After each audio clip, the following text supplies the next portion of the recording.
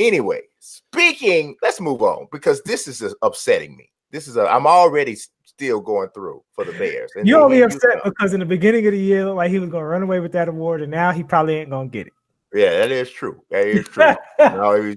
all these suckers come from everywhere off the bench now. Now they special. Whatever. Anyway, let's move on. Let's go to the MVP award. This is actually pretty interesting. This is an interesting conversation going on with the MVP award. I'm going to give mine. I think that it's Giannis. I'm almost, but I'm not. We still got to wait for the second half of the season because the beard is coming. I mean, he's coming. He's coming hard for it, right? But for right now, because we're judging the entire first half, and I'm looking at the Bucks record. I'm looking at his supporting cast. I'm looking at everything he's doing. I can't skip over Giannis. I think 2K did. They knew something. Mm-hmm. They felt it, and they went with him as the cover guy.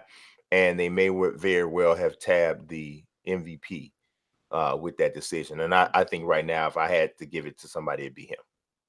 Yeah, I'm in agreement. Oh, but I think a little more needs to be said about this. So first, let's talk about Giannis versus James. I think because of the defensive end, it doesn't get as close for me as it does for other people. James is tremendous offensively. He is the system offensively. And on the defensive end, he goes for steals from time to time.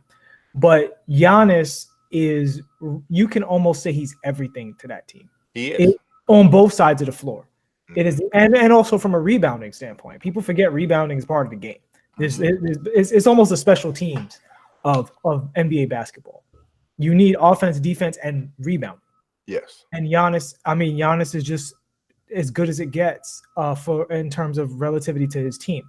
Now, so Giannis is the person that I think, according to the criteria of the award, deserves the award the most this year. But I think the true MVP, like if I was to say who is actually the definition of the most valuable player in the league, the true definition, both in relation to their team and overall, and I hate to say this, is Steph Curry.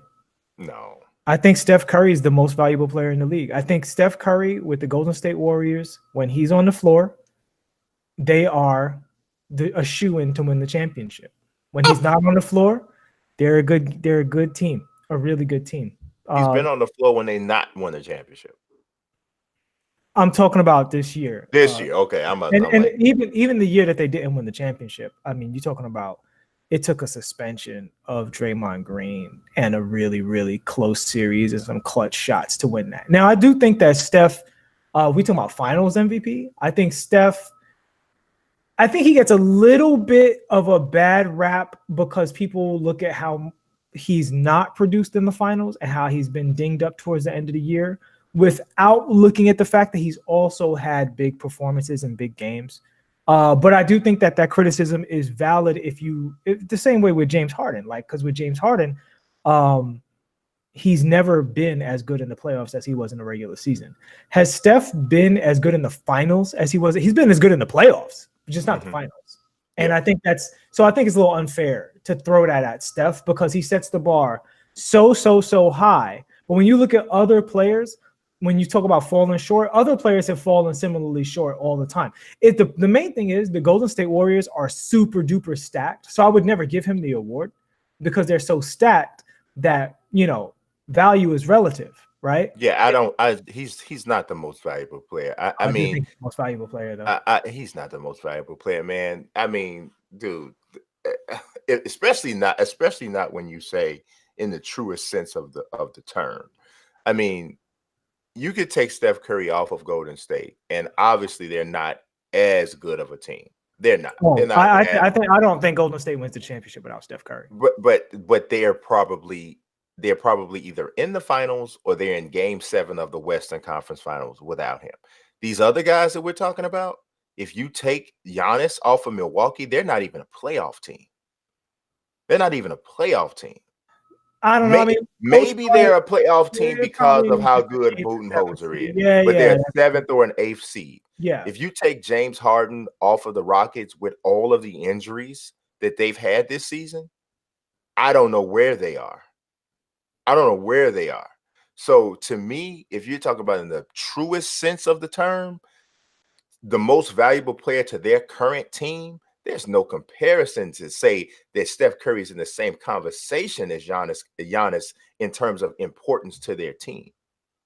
I mean, the Bucks are looking at the lottery and hoping for overachievement. They're not looking at the lottery, dude. If they don't make if you're in the 7th and 8th seed, you're a biscuit away from the lottery. No, they're not though, because Eric Bledsoe and Chris Middleton and those guys are too solid. Like they have a lot of solid players on the team. Eric Bledsoe was a solid player with Phoenix, and they never sniffed the playoffs. Yeah, he was a solid player alongside Devin Booker, and he never sniffed the playoffs. You bring Devin Booker over to Milwaukee, and you get a different Devin Booker, and that's the thing. I believe that. I believe that. So when I say Eric Bledsoe, I don't just mean Eric Bledsoe in a vacuum. I mean Eric Bledsoe in a Budenholzer system, because he's much better with Budenholzer than he is.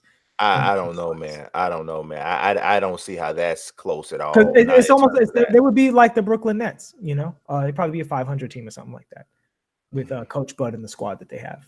Because Chris Middleton's a gamer, but with Giannis, Brook Lopez still be shooting them threes. I mean, obviously with Giannis, they're I wouldn't be shocked if they won the championship this year. Exactly, and that's what I'm saying. It's but they're not a favorite. I mean, the Warriors would probably be one of the favorites to win the championship, even without Steph. They'd be one of the favorites.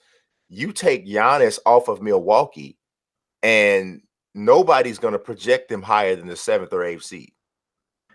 Oh no, I don't disagree with that. But what I think that is that I think the Warriors are basically going to win the championship this year.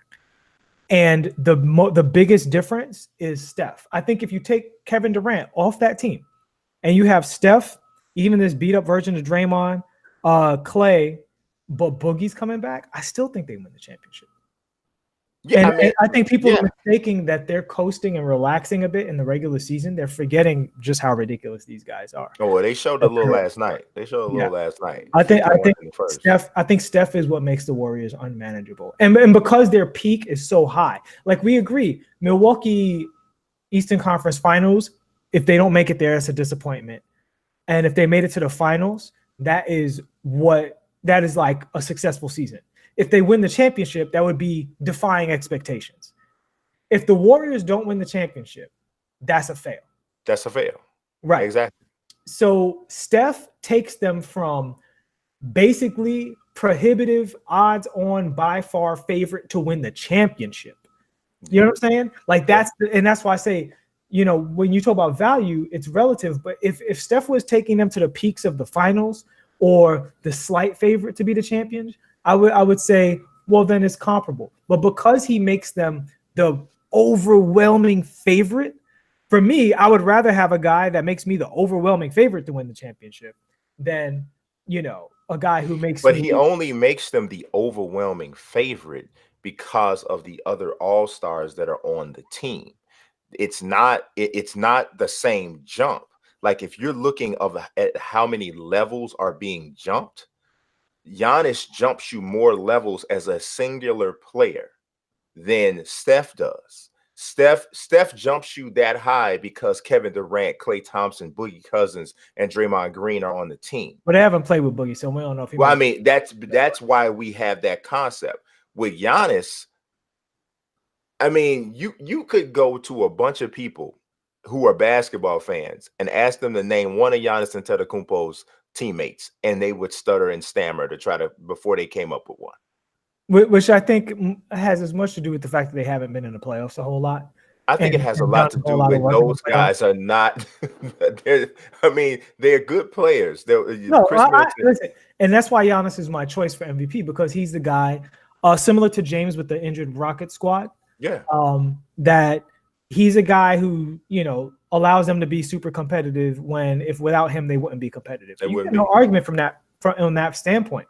But I think Steph Curry has dominated this league for a really, really long time now. Like, he has torn this league up. And what has happened is he has dialed that back, not even a lot, just a little bit, so that they could acquire more talent and be unfair and other guys could shine. And that's allowed people to overlook the dramatic impact that he has on the floor. Like, he's a plus defensive player. He's an excellent player with the ball and probably the best player off the ball. Like, it's crazy. He finishes great in the lane, and he's the best three-point shooter and like one of the best free throw shooters. Like, he's bananas.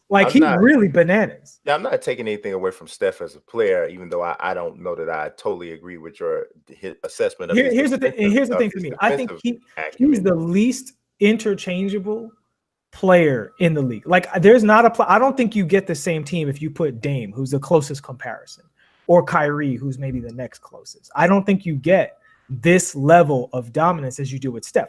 Whereas Giannis, I love Giannis, but if you put James Harden in Giannis's place, you'd get a reasonably similar result. No, bro.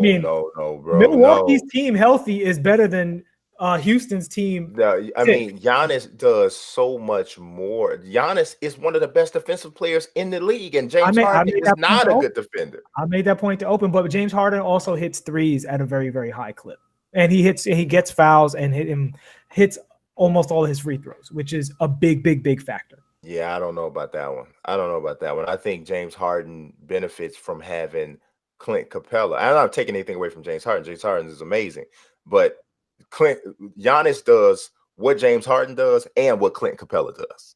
He doesn't do what James Harden does because he doesn't hit threes. In terms of being the ignition of his offense. It's a different version. And here's the thing.